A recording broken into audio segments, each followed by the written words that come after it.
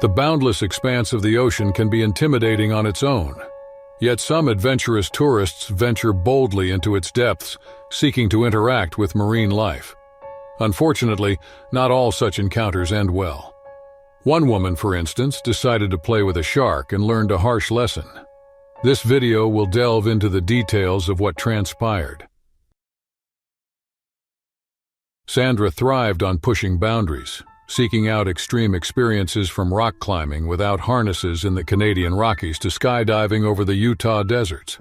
The thrill that paralyzed others fueled her, and in South Africa, the opportunity for the ultimate adrenaline rush presented itself. Cage diving with great white sharks. Gansbaai, known as the significant white shark capital, was her destination.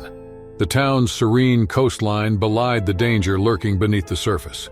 Sandra, eager for the encounter, arrived at the dive center early. She had researched everything about great whites, hunting patterns, bite strength, and the shape of their teeth. Despite understanding the risks, she was drawn to the rare chance of facing these apex predators up close. The day dawned clear, with the sun casting a golden glow over the ocean. Sandra's excitement was palpable as she prepared for the dive. The seasoned dive operators, their weathered faces speaking to their extensive experience, briefed the group on safety protocols and cage procedures. Sandra, calm and composed, was ready for the thrill. The boat ride was smooth, and as they neared the dive site, the operators began chumming the water with fish guts and blood to attract the sharks. The overpowering stench was secondary to Sandra's anticipation. Her eyes scanned the water eagerly for any sign of movement. When the first fin appeared, a hush fell over the boat. The massive great white, its dorsal fin cutting through the water with deliberate grace, elicited awe and fear from the group. Sandra's heart raced with excitement. This was the moment she had been waiting for. One by one, the divers entered the cage, a robust structure of reinforced steel. Sandra waited until last, savoring the anticipation. After checking her equipment, she stepped into the cage, the cold water a jolt to her senses. She descended, the world above replaced by a silent blue expanse. Suspended in the water, Sandra took her position at the front of the cage, eyes alert and breathing steady. The ocean's vastness stretched out before her, visibility limited but enough to catch sight of the approaching sharks. As promised, the sharks came. The first was a female over 15 feet long. Her sleek, powerful body glided toward the cage with an almost lazy grace. Sandra felt a thrill as the great white approached, its massive head turning slightly as it passed by. Seeing the shark up close with its rows of razor-sharp teeth was a stark contrast to the documentaries she had watched. This was the moment of confrontation she had longed for, an intimate encounter with a creature that epitomized raw, primal power. The shark circled the cage, drawn by the scent of the chum in the water. Sandra's pulse quickened. The sheer size of the creature was overwhelming. The other divers were still, their eyes wide as they took in the sight. But then the familiar rush of adrenaline kicked in, and with it came the need to push the boundaries. Sandra's eyes narrowed as she watched the shark make another pass. It was so close now, just inches away from the bars. She could see the fine details of a life spent at the top of the food chain. Without thinking, she leaned forward, her face pressing against the cold metal bars. The shark turned, its dark eyes locking with hers for a brief moment.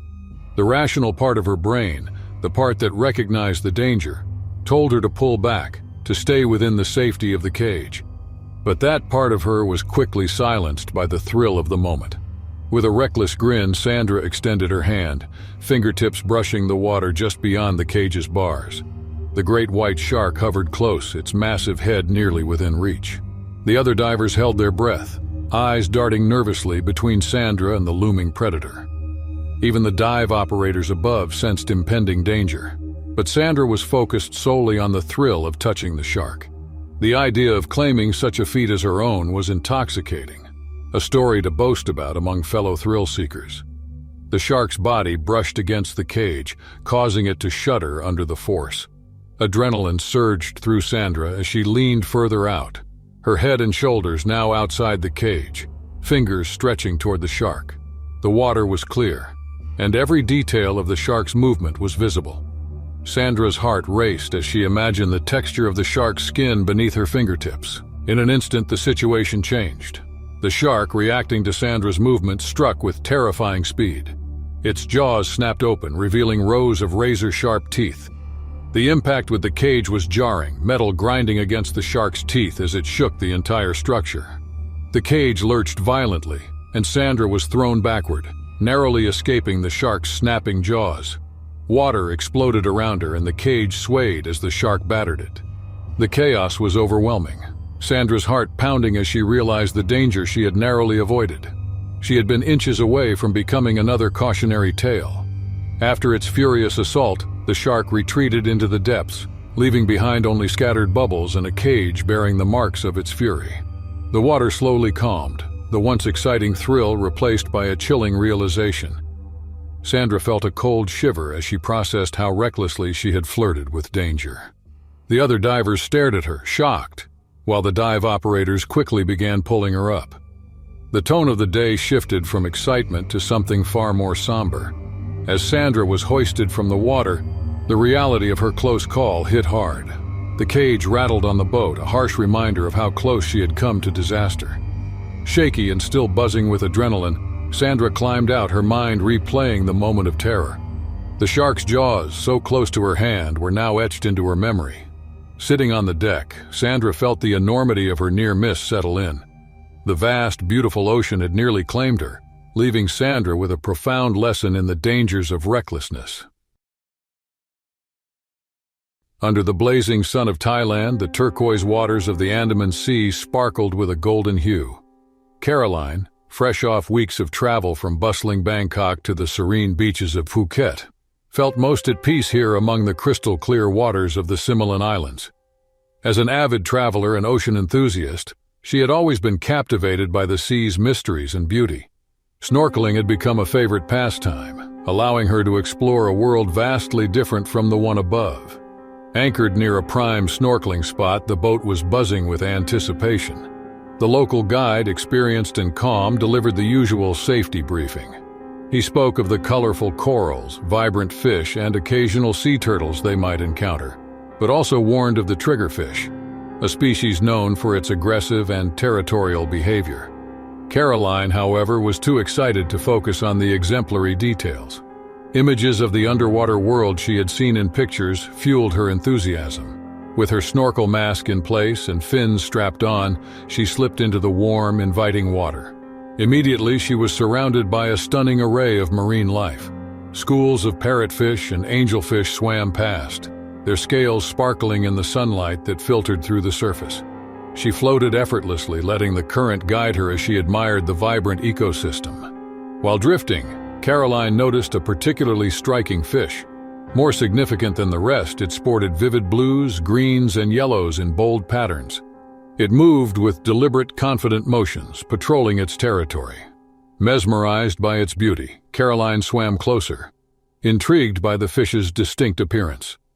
Although she vaguely remembered the guide's warning about triggerfish, her wonder overshadowed her caution. As she approached, the fish's behavior shifted.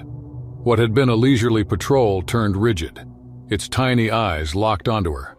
The fish began angling its body towards her, a sign that it felt threatened. Despite this, Caroline remained focused on the fish's intricate patterns, reaching out a hand to get a closer look. The triggerfish's initial warning, a rapid, jerky movement, went unnoticed by Caroline, who misinterpreted it as a curiosity. It wasn't until the fish made a sudden, aggressive charge that she realized the danger. The triggerfish darted toward her, its sharp teeth bared in a display of territorial aggression. Caroline's heart pounded as the fish closed the distance between them with alarming speed. She tried to pull her hand back, but it was too late. The triggerfish clamped down on her hand with surprising force, its sharp teeth sinking into her flesh. A sharp, searing pain shot through her, the salt water only intensifying the sensation as blood began to cloud the water around her. Shocked and disoriented, she instinctively jerked her hand away, her mind racing with the sudden realization that she was in danger. Panic set in as Caroline struggled to process what had just happened. The triggerfish, undeterred by her attempts to flee, continued to pursue her, its movements swift and relentless. She kicked her legs frantically, trying to put as much distance between herself and the aggressive fish as possible. But the pain in her hand was overwhelming, each pulse a reminder of the injury she had sustained. The blood in the water seemed to spur the fish on, its territorial instincts overriding any sense of fear it might have had. The boat, which had once seemed so close, now felt impossibly far away. Caroline's vision narrowed as adrenaline flooded her system, her focus entirely on escaping the relentless predator. She swam as fast as she could, her breath coming in ragged gasps through the snorkel. The weight of the situation pressed down on her, the realization that she was utterly alone in the vastness of the ocean, with no one immediately aware of the danger she was in. As she swam, her mind raced with thoughts of what could happen if she didn't make it back to the boat. The triggerfish was small, but its aggression and persistence were terrifying. She had heard stories of people being seriously injured by marine animals, and now she was living one of those nightmares. The idea of a more severe injury, a deep bite, or worse, multiple attacks, flashed through her mind, fueling her desperation to escape. The water seemed to resist her efforts, and every stroke felt less effective than the last. Her muscles burned with the exertion, her lungs aching as she fought to maintain her pace. The triggerfish was still behind her, nipping at her fins and closing the gap whenever she slowed. Caroline's sense of time became distorted, every second stretching out as she battled her way back to the boat. The once peaceful and beautiful ocean had transformed into a hostile environment, its calm surface hiding the danger that lurked below. Finally, after what felt like an eternity, Caroline saw the shadow of the boat looming above her. The sight filled her with a renewed sense of hope, but also a fresh wave of panic. She still had to reach it, and the triggerfish showed no signs of giving up. With a final burst of energy, she kicked harder, pushing herself toward the safety of the boat. Her injured hand throbbed with pain, but she ignored it, focusing only on the goal of getting out of the water. As she reached the side of the boat, Caroline grabbed onto the ladder with her uninjured hand, hauling herself up with all the strength she could muster. The fish made one last attempt to snap at her, its teeth grazing the bottom of her foot as she lifted it out of the water. She scrambled up the ladder, her heart pounding, and collapsed onto the deck, gasping for breath. The boat's crew, alerted by the commotion, rushed to her side, their faces filled with concern as they took in the sight of her bleeding hand. Lying on the deck, Caroline stared up at the sky, the adrenaline slowly draining from her body. The pain in her hand was now a dull, throbbing ache, but the reality of what had just happened was beginning to sink in. As the crew tended to her injury, cleaning the wound and wrapping it in a makeshift bandage, Caroline's thoughts were a whirlwind of emotions. There was relief, of course, that she had made it back to the boat without further harm. But there was also a deep sense of vulnerability, a realization that even in the most beautiful and seemingly serene places, danger could be lurking just beneath the surface. She had underestimated the ocean and its inhabitants, letting her curiosity and desire for adventure cloud her judgment. The Okavango Delta in Botswana is an extraordinary landscape where the arid Kalahari sands meet a maze of life-rich waterways. Seasonally nourished by rains, this delta transforms into a lush paradise teeming with wildlife. However, beneath its tranquil surface lurks a dangerous secret, formidable predators like the Nile crocodile. Emily, Aubrey, Lamar, Derek, Jeffrey, and Graham had meticulously planned their camping trip for months. They were seasoned adventurers accustomed to diverse terrains and countries, yet the Okavango Delta was uncharted territory for them. Excited by its reputation as a wildlife haven, they embraced the challenge, knowing the Delta's raw power demanded respect. Their campsite was idyllic, perched on a rise a few meters from the water's edge. The site offered panoramic views of the Delta's splendor, with reeds swaying gently and a canopy of acacia trees providing welcome shade. As evening fell, they gathered around a campfire, casting long shadows and transforming the Delta's vibrant daytime energy into a more ominous atmosphere. The wildlife calls grew more urgent, and the rustling in the bushes seemed charged with predatory intent. Emily, tired from the day's adventures, retired early to her tent near the water. The soothing sound of the river was intended to lull her to sleep, yet an unsettling feeling began to creep over her. Despite the serene surroundings, she felt a nagging sense of vulnerability. As the night deepened and the campfire dwindled to embers, the group drifted into sleep. The delta, now shrouded in darkness, was illuminated only by the moon's silvery light. The group's slumber was deep, unaware of the lurking danger. Beneath the seemingly calm waters, a Nile crocodile stalked the shallows. This ancient predator, with its immense strength and stealth, had detected the vibrations from the campers and was drawn by their presence. Perfectly adapted to its environment, the crocodile's patience and power made it a formidable hunter. A searing pain in her leg abruptly woke Emily. Confusion gave way to terror as she realized a powerful creature was gripping her. Peering through the pain, she saw the distinct, jagged outline of a crocodile's head, its teeth embedded in her flesh. Panic surged through her as the crocodile began dragging her toward the water. The pain was excruciating, her body scraping against the ground as the creature's strength overwhelmed her. Desperate, she tried to resist, digging her fingers into the dirt, but the crocodile's pull was relentless. Her screams pierced the night, raw and desperate, alerting her friends to the nightmare unfolding. Lamar was the first to respond, grabbing her arms and pulling with all his strength. The others quickly joined, forming a human chain to counter the crocodile's pull. But the crocodile was mighty. Its muscular body and leverage in the water made it nearly impossible to dislodge. Derek seized a large rock and struck the crocodile's head, but the impact barely registered.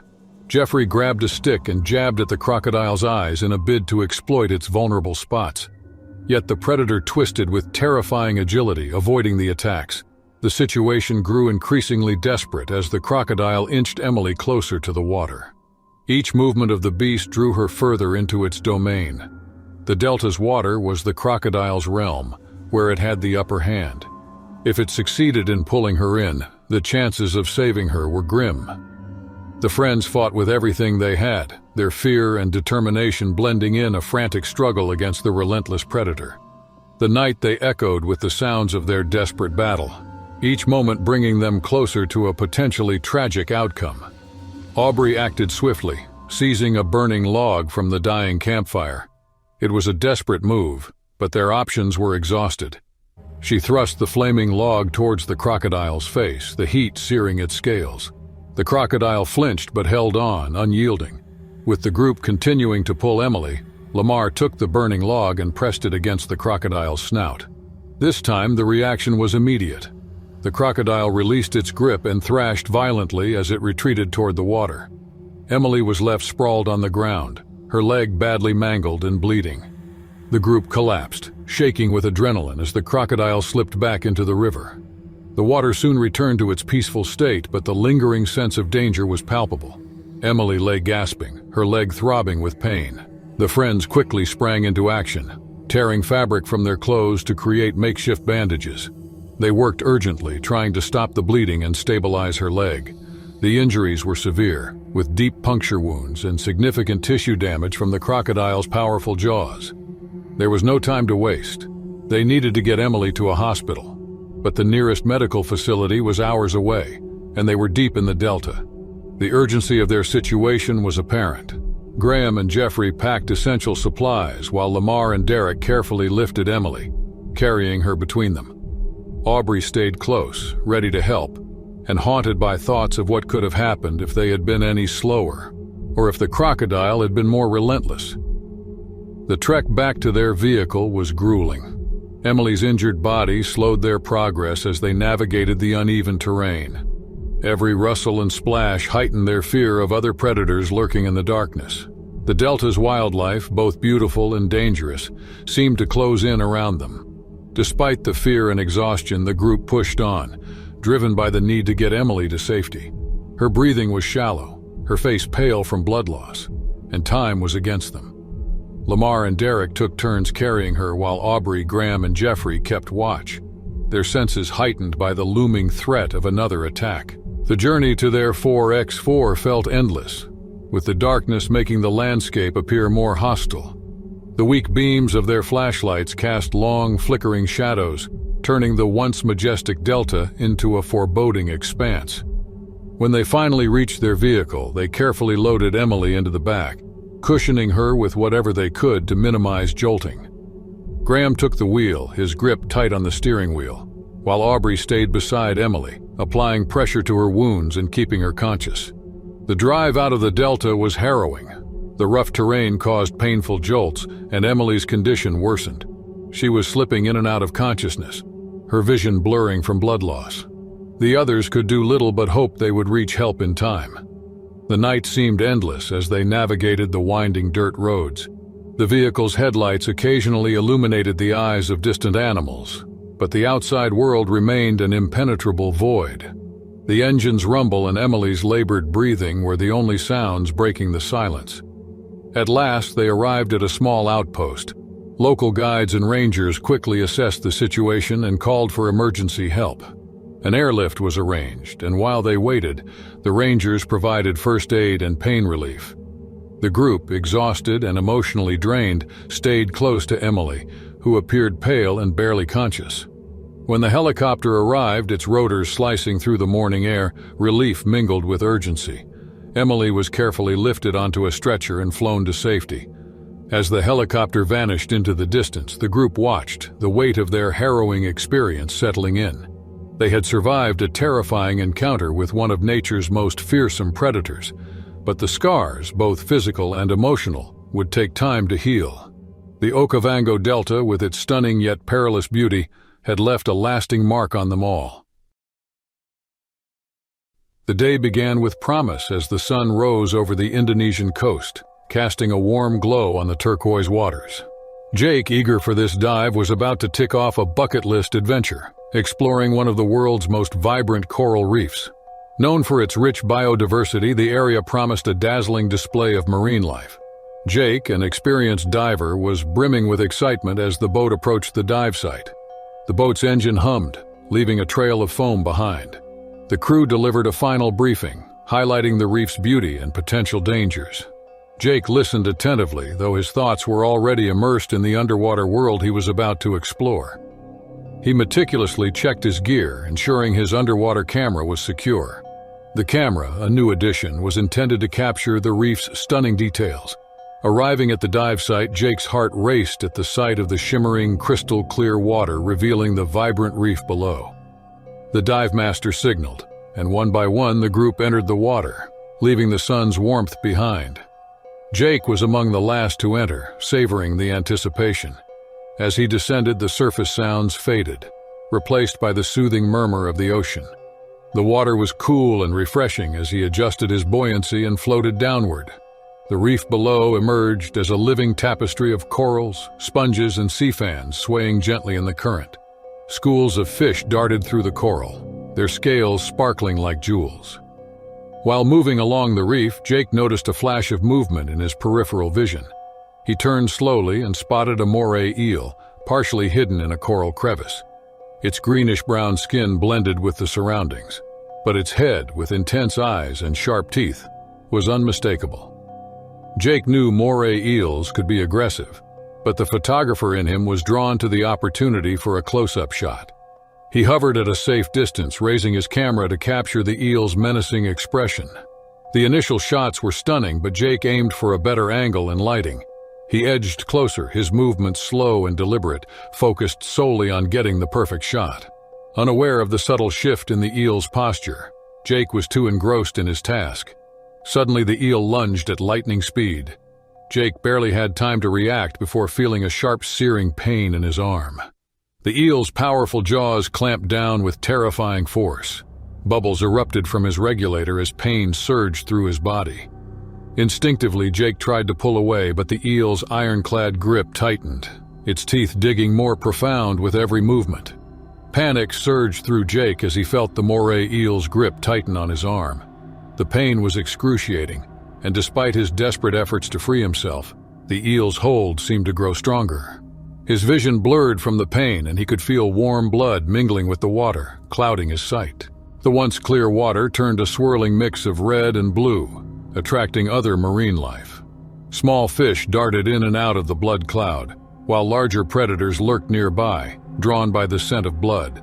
Jake's heart raced, but he fought to stay calm as the eel's jaws crushed his arm with relentless pressure. His dive buddy, exploring a nearby section of the reef, noticed the commotion and quickly swam over. Horror filled his eyes as he grabbed a dive knife and began prodding the eel, trying to force it to release its grip. Yet the eel, driven by primal instincts, resisted every attempt. Jake's vision began to darken at the edges from pain and blood loss. He struggled to stay conscious, the cold water feeling oppressive as if closing in on him. His arm throbbed with a dull ache, and he knew that passing out could mean never waking up. Desperate, Jake's buddy drove the knife into the eel's side. The eel thrashed violently, and for a moment it seemed it might let go. However, with a sickening lurch, the eel tore a chunk of flesh from Jake's arm before retreating into its crevice, vanishing as quickly as it had appeared. Jake's arm was a mess of torn skin and muscle, bleeding profusely. He clutched the wound with his other hand, trying to stem the blood flow, but the pain was overwhelming. His buddy grabbed him and started pulling him toward the surface, kicking hard to ascend without risking decompression sickness.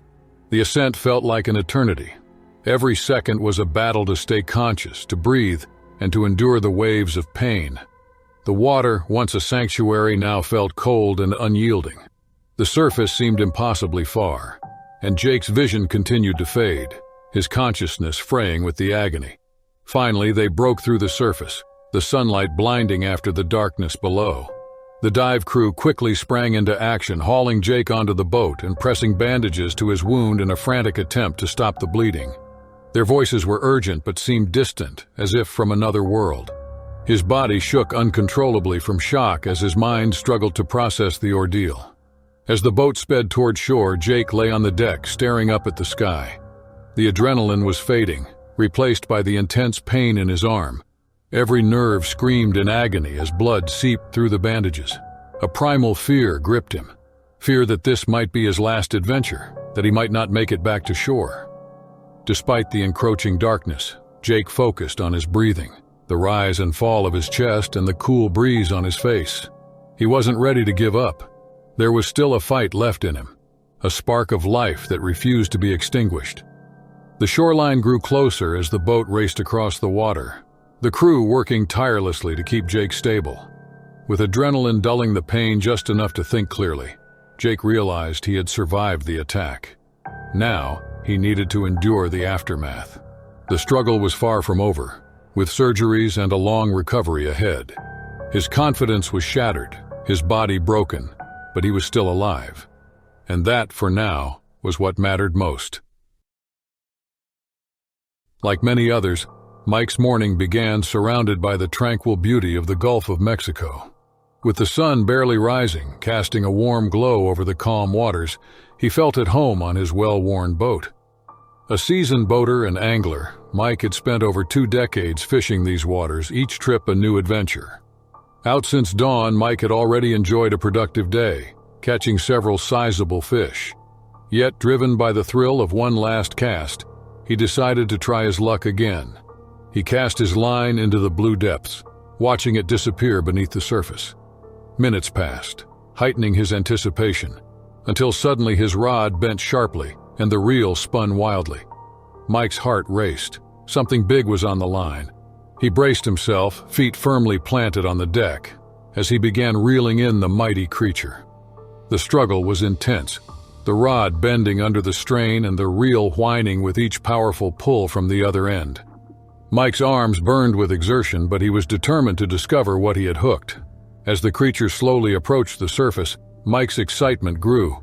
Could it be a giant grouper or a colossal shark? But when the shadowy shape finally emerged, his eyes widened in disbelief. It wasn't a fish at all, but a massive stingray, its wingspan far surpassing the length of his boat. The stingray thrashed violently, its powerful tail lashing out as it tried to escape. Mike's initial excitement turned to caution as he recognized the danger posed by the creature's venomous tail barb. It was the most giant stingray he had ever seen, and he knew he needed to handle the situation carefully to avoid a potentially deadly encounter. The stingray thrashed violently, its movements chaotic and powerful. Mike knew he had to act quickly to release it before it became more agitated. Reaching for his knife to cut the line, he was caught off guard when the stingray surged upward with explosive force. The massive creature leaped out of the water, twisting midair, and crashed into the boat with a thunderous impact. The blow rocked the vessel, knocking Mike off balance. For a brief moment he teetered on the edge, trying to steady himself. But before he could regain his footing, he was thrown into the Gulf's cold, disorienting waters. Submerged, Mike gasped for air and struggled against the drag of his soaked clothes. As he tried to orient himself, he noticed the boat was now a few feet away, the Stingray's impact propelling him further than he expected. The Stingray, disoriented and aggressive from its leap and collision, began thrashing violently nearby. Mike's heart raced with fear. The Stingray's venomous tail barb posed a severe threat, and he was far from immediate medical help. He had to get back to the boat quickly. The Stingray was dangerously close, its erratic movement stirring the water into a dangerous whirlpool. With every ounce of strength, Mike swam toward the boat, trying to block out the chaos around him. The once calm water was now a dangerous battleground. As he swam, the strain on his body intensified, his muscles burning from the effort. Out of the corner of his eye, Mike saw the Stingray's tail whip toward him. He twisted narrowly to avoid the venomous barb slicing through the water. Adrenaline surged through him, driving his desperate struggle to reach the boat. The Stingray, pivoting with surprising agility, advanced toward him again. Its panic had turned into aggression, and Mike knew he had to escape soon or face a deadly strike. He pushed himself harder, every muscle protesting, but the boat was finally within reach. The deck loomed ahead, and with one final, determined push, Mike reached for safety. With a final desperate effort, Mike reached the boat's side, his exhausted hands struggling to grip the wet edge. His strength was nearly gone, but his survival instinct pushed him on. He managed to hoist himself halfway out of the water. Just then, the Stingray lashed out again, its tail grazing Mike's leg. The pain was immediate and intense, a searing burn that shot through him. Despite the agony, he continued to pull himself up, finally collapsing onto the deck, drenched and gasping for breath. Lying there, Mike tried to catch his breath, the pain in his leg relentless. Slowly, he turned his head to check on the Stingray. It had drifted away, leaving only a ripple in the water. Wincing as he sat up, Mike inspected the wound on his leg. A deep gash from the Stingray's barb was bleeding and radiating sharp pain. Knowing the potential seriousness of Stingray injuries, he needed to clean the wound immediately to prevent further complications. Using the boat's railing for support, he hobbled to the first aid kit. His hands shook with pain as he gathered antiseptic wipes, gauze, and bandages. Every movement was a struggle, the venom's effects intensifying the throbbing in his leg. He opened an antiseptic wipe and pressed it against the wound, wincing as the sting intensified. Despite the sharp pain, he continued to clean the area, his hands trembling. The antiseptic burned fiercely, but he pressed on, knowing he needed to minimize the risk of infection. Once the wound was cleaned, Mike wrapped it tightly with gauze and secured it with a bandage. Though not perfect, the dressing would hold until he reached shore. He needed to get medical attention as soon as possible, and every minute counted. The Florida sun blazed over the coastline, casting brilliant reflections off the turquoise waters. It was a perfect day for adventure.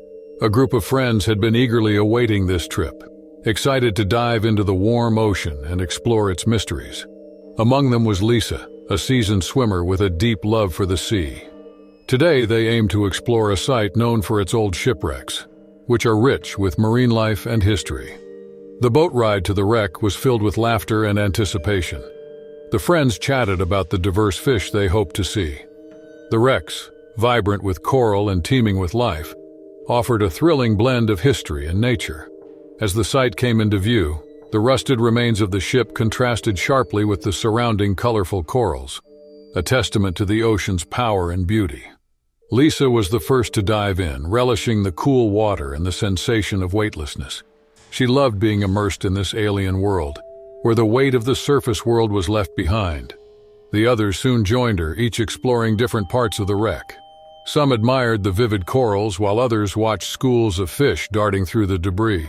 Lisa, confident and comfortable in the ocean's depths, swam further from the group, drawn to a particularly intriguing section of the wreck. As she approached, a large, slow-moving shadow emerged, a giant grouper. This massive fish, over 6 feet long, blended with the underwater landscape, its dark, mottled scales reflecting the dim light. Lisa stopped a few feet from the grouper, captivated by its size and grace. Although she had seen groupers before, this one was impressive in its sheer magnitude. The fish moved deliberately, its power evident even in its calm demeanor. Lisa felt a thrill of awe mixed with caution.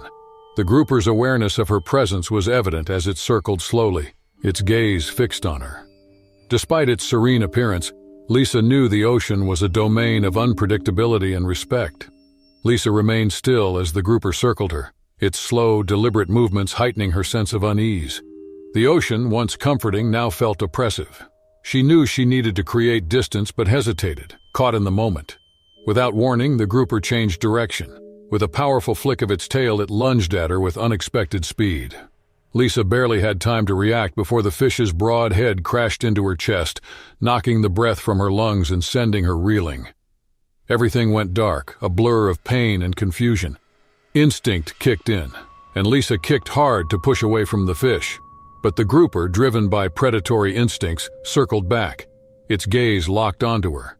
The water around her churned, the once calm sea now a chaotic battlefield. Lisa's chest burned from the impact, and each breath was a struggle as she fought to regain her composure. Panic surged as the grouper charged again.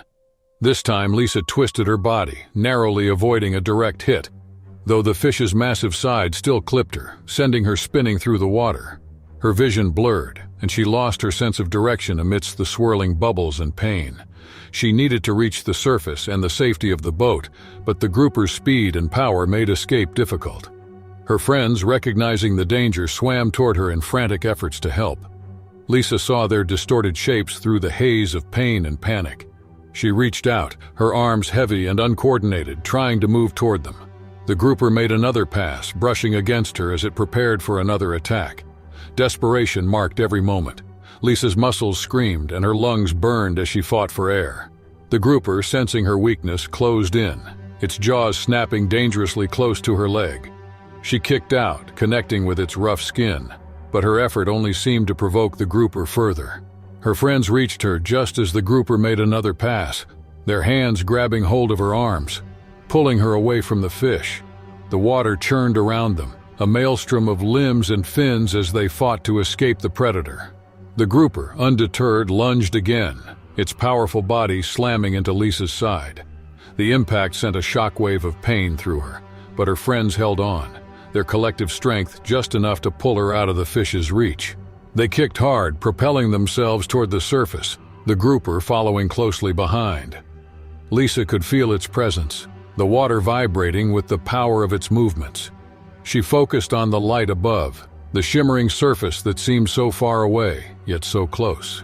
Every stroke was a battle, every kick a fight against the weight of the ocean and the relentless pursuit of the fish.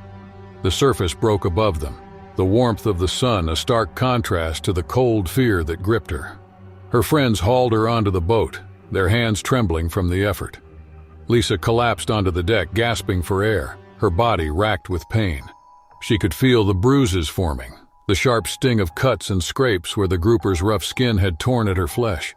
The boat rocked gently on the waves, a calmness settling over the group as they tried to comprehend what had just happened. The grouper, its territory defended, had retreated to the depths, its massive shape disappearing into the blue.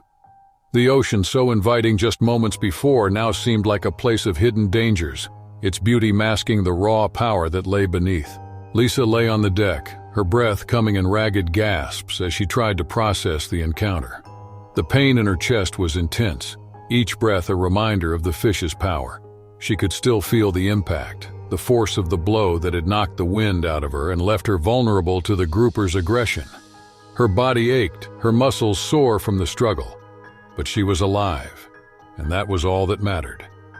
The friends sat in silence, the gravity of the situation sinking in. They had come seeking adventure, but the ocean had reminded them of its unpredictability, its capacity to turn a moment of wonder into a fight for survival. The wreck, once a symbol of exploration and discovery, now seemed like a warning that the sea should not be taken lightly.